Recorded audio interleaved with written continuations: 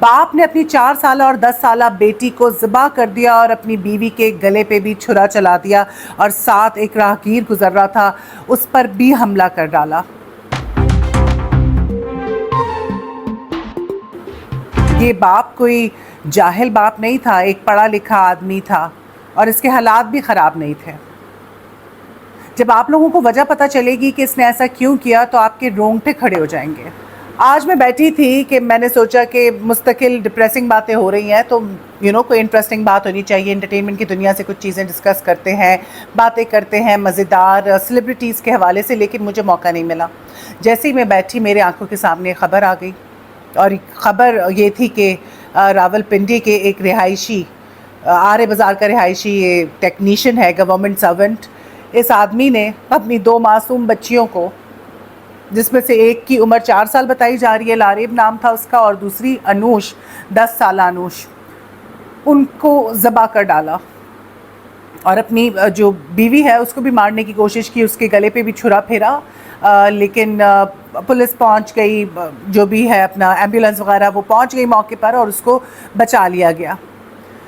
ابھی نہیں پتا کہ وہ بچی ہے کہ نہیں بچی۔ I am so disturbed that I can not even talk. ابھی کوئی آئیڈیا نہیں ہے، ڈاکٹرز کوشش کر رہے ہیں کہ اس عورت کو وہ بچا لیں، کیونکہ چھرا تو اس کے گلے پہ بھی اس نے پھیر دیا تھا، لیکن اس کو ہاسپٹل منتقل کر دیا گیا۔ ساتھ ایک راہگیر گزر رہا تھا، اس پہ بھی حملہ کر دیا۔ ذرا سوچئے کہ کیا ہو رہا ہے۔ اور یہ جو آدمی تھا جس کے بارے میں آپ کو بتا رہی ہوں، یہ آدمی کوئی جاہل آدمی نہیں تھا، کوئی جاہل گوار پاگل نہیں تھا۔ یہ ایک گورنمنٹ جاب کرنے والا ایک ٹیکنیشین، جس کے گھر میں روٹی بھی تھی، کوئی مسئلے مسائل نہیں تھے، فائنینشل کرائسس نہیں تھے، سب کچھ ٹھیک تھا، بس بیوی کے ساتھ لڑائی جھگڑا تھا، اور اس لڑائی جھگڑے کی وجہ سے دونوں بیٹیوں کو ذبح کر دیا۔ بیوی پہ بھی حملہ کیا، اس کا بھی گلا کاٹ دیا، لیکن اس کو بچانے کی کوشش کی جا رہی ہے۔ مطلب اس نے اپنی پوری فیملی برباد کر دی منٹوں میں۔ پھر جب میں بات کرتی ہوں مینٹل ہیلتھ کی، میں لوگوں سے کہتی ہوں، میں ایز اے کینسر ایڈوکیٹ کام کر رہی ہوں، میں پیشنٹس کو کہتی ہوں کہ یار آپ لوگ دوا کھائیں، کیونکہ آپ ڈپریس ہیں، آپ کو انزائٹی ہے، یا آپ کو کوئی مسئلہ اس طرح کا، تو ٹیک میڈیسن۔ پوری زندگی نہیں کھانی، فار ٹائم بینگ کھائیں جب تک مسئلہ نہیں حل ہو جاتا۔ اگر آپ کو کوئی دماغی مسئلہ ہے، میں مینٹل ہیلتھ کے بارے میں بات کرتی ہوں کہ بھئی اگر کوئی پرابلم ہے تو ٹیک میڈس۔ جس طرح آپ کے جسم کے دوسرے حصے ہیں، اسی طرح آپ کا دماغ بھی تو آپ کے جسم کا حصہ ہے نا۔ تو اگر دماغ میں کوئی پرابلم ہوگا، کیمیکل امبیلنس ہو جائے گا، تو آپ کیا کریں گے؟ دوا کھائیں گے۔ لیکن یہاں پہ ٹیبو بنایا ہوا ہے، لوگوں نے اسٹگما بنایا ہوا ہے کہ نہیں، اگر ہم نے دوا کھا لی، سائیکائٹرسٹ کے پاس چلے گئے اور ڈپریشن کے لیے ہم نے کوئی دوا لے لی تو لوگ ہمیں پاگل کہیں گے۔ بس سب کو فکر ہے تو اس بات کی کہ لوگ کیا کہیں گے۔ اور آخر میں کیا ہوتا ہے؟ آخر میں یہی ہوتا ہے جو زینب جمیل کے ساتھ ہوا۔ اس کے میاں نے، چلو بیوی تھی، بیوی سے نفرت تھی، رشتہ ختم ہو گیا تھا، جو بھی تھا، بچوں کی تو ماں تھی، نہیں سوچا، اپنی ہی بچوں کی ماں پہ قاتلانہ حملہ کرا دیا۔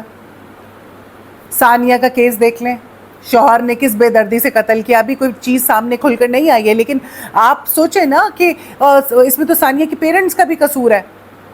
جب پتا تھا کہ وہ آدمی پاگل ہے، اس پہ ظلم و ستم ہو رہا ہے بچی پہ، ایک تو چھوٹی عمر میں آپ یہ کہہ رہے ہیں کہ جی اتنا فورس کیا اور اتنے اچھے تھے، اتنے پیچھے پڑے، تو ہم نے کہا کہ بس کر دیں۔ آپ نے بچی دے دی تو بچی دے دی تھی تو واپس لے لیتے، بوجھ تھی کیا آپ پہ؟ اب آپ جو ہے پروٹیسٹ کر رہے ہیں، پہلے کیوں نہیں آپ نے احتجاج کیا؟ پہلے کیوں نہیں شور مچایا کہ آپ کی بچی کے ساتھ غلط ہو رہا ہے، اس پہ تشدد کیا جا رہا ہے، اس کے 2 بچے ہو گئے، وہ اتنی میزریبل لائف گزار رہی تھی، کس وجہ سے ہو رہا ہے یہ سارا کچھ؟ یہ مینٹلی ال ہیں لوگ، اور یہ they do not seek help, ان کو مدد نہیں چاہیے، یہ کہتے ہیں ہم ٹھیک ہے، باقی سب پاگل ہیں۔ یہی زینب جمیل کے ساتھ ہوا، یہی عائشہ جہاں زیب کے ساتھ ہوا، لیکن وہی والی بات ہے، ابھی عائشہ جہاں زیب کے جو ہسبینڈ ہے، ان کا جو سٹیٹمنٹ آیا، انہوں نے میڈیا ٹاک کی، وہ ڈیفرنٹ بات کر رہے ہیں۔ اب یہ جو مختلف خبریں ہیں جن کے بارے میں 2-3 دن سے بات کر رہی ہوں، زینب جمیل کے کیس میں تو پتہ ہی ہے کہ اس بیچاری کے ساتھ بہت زیادتی ہوئی ہے، لیکن اگر عائشہ جہاں زیب کی حوالے سے بات کریں اور ہم یہ ثانیہ والی بات کریں تو یہاں پہ تو 2 رخ نکل رہے ہیں۔ لیکن ثانیہ والی کیس میں آئی ایم شور، مجھے نہیں پتا، کہا یہ جا رہا ہے کہ پوسٹ مارٹم کی رپورٹ ٹھیک آئی، لیکن ایسا نہیں ہو سکتا۔ اس ملک میں ہر چیز ہاتھوں سے بنتی ہے، رپورٹ بھی انہوں نے تبدیل کرا دی ہوگی، سب کچھ ہو سکتا ہے، پیسہ پھینک اور تماشا دیکھ، خرید لو جس کو خریدنا ہے۔ تو اب انصاف ان کو بھی چاہیے۔ تو میں سب کو یہی کہوں گی کہ بھائی جو مینٹل النس یا کوئی بھی آپ کو ڈپریشن انزائٹی کوئی بھی مسئلہ ہے اس کو ٹریٹ کریں. یہ چیزیں ورنہ مینٹل ڈس آرڈر میں کنورٹ ہو جاتی ہیں, پھر آپ اپنی بھی جان لے سکتے ہیں اور دوسروں کی بھی جان لے سکتے ہیں.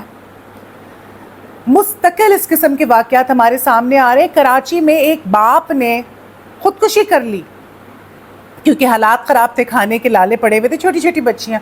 اب ان بچیوں کا کیا ہوگا؟ اس نے بچیوں کو نہیں مارا, اس نے خود کو مار لیا, اپنی جان لے لی کہ چلو جان ہی چھٹے. اتنے برے حالات ہیں, لوگ اتنا سفر کر رہے ہیں, اتنے زیادہ فرسٹریٹڈ ہیں اور اتنے زیادہ ڈپریشن کا شکار ہے. ڈپریشن ایک بیماری ہے, انزائٹی ایک بیماری ہے.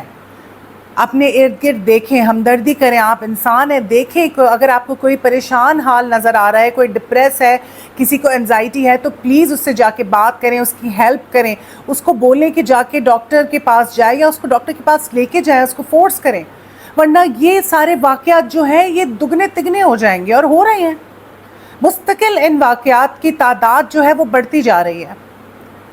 اور بس آپ لوگوں سے یہی اپیل ہے کہ دعا کیجئے کہ جو یہ شخص ہے عثمان, جس نے اپنی بیٹیوں کو بے دردی سے مار دیا, ذبح کر دیا اور اپنی بیوی پہ بھی حملہ کیا, اس کی بیوی جو ہے اللہ تعالیٰ اس کو بچا دے. لیکن میں یہی سوچ رہی ہوں کہ اس عورت پہ کیا بیتے گی. دو بچیاں کھو دی, کس بے دردی سے اس انسان نے ان بچیوں کو مارا.